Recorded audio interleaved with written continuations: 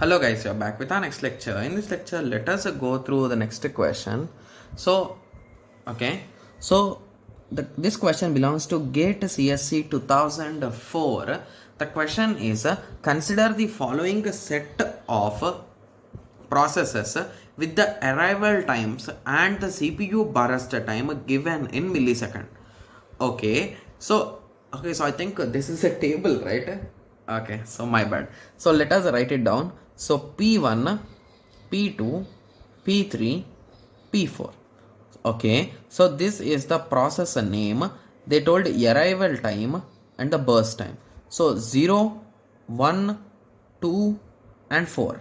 Similarly, when it comes to burst time, it is a 5, 3, 3 and 1, right? Yes. So let me cross check the question once again. 0, 1, 2, 4.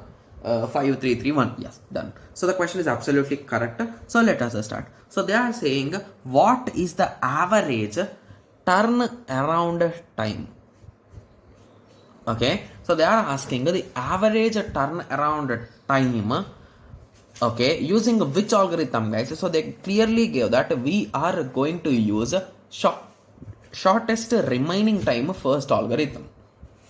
Okay, so this is a quite interesting and a direct question, right? Yes, as I always say, there is a high chance that every year we get at least one question from here, guys. Every year almost. Okay, yes, because in 2021 also they give, right, inside one also, right? Yes.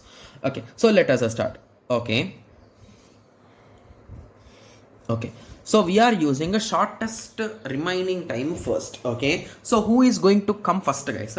So P1 is the only one available from 0 at the time. So basically from 0 to 1, who is the minimum guy, guys? Only 5, right? So that is the reason why P1 will execute for the first 1 second. So now the P1 time is a 4. Okay, so now the current time is a 1 and there are 2 processes in the system. So among these two, who is minimum, guys? So this P2 is minimum. So now P2 will get a chance from 1 to 2. Okay, and now the time is 2. So basically this is also executed for 1 second or 1 millisecond. So now the now the current time is 2. So basically the first 3 people are inside our particular thing, right? Yes. Okay, so P3, 2 and 3, right? Yes. So now P3 came. So now P3 is having a 3, whereas P2 is having 2. So among these 3, who is minimum? P2 is minimum, right? Yes. So now P2 will continue for the next second also to 3, and now there is no new process. So now the current time is a 1. So again this will also go down, right? Yes.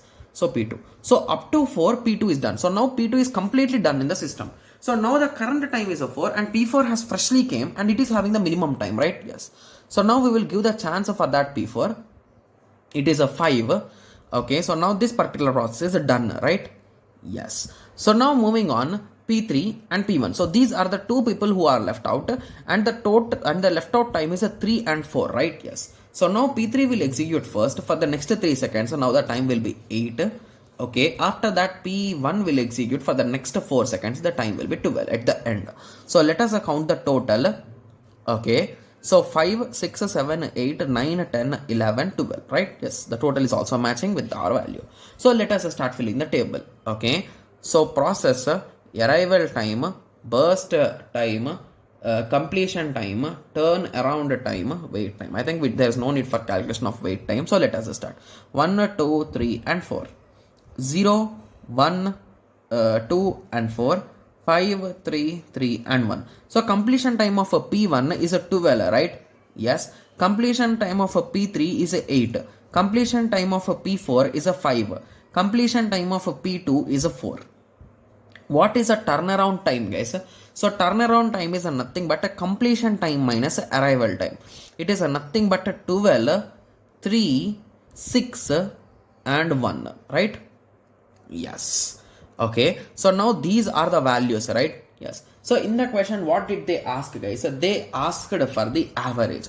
Okay, so the average is nothing but a 12 plus 3 plus 6 plus 1. Okay, so the result is a 22 divided by how many processes? 4. The answer will be 5.5. So option A will be the correct answer. Got it? Yes, it's a quite easy and direct question, right? Yes. So I hope everyone got a clear idea with respect to this. So in the next lecture, let us continue with the next question. Thank you. Thanks for watching. Like, share, and subscribe for more awesome videos like this. Thank you.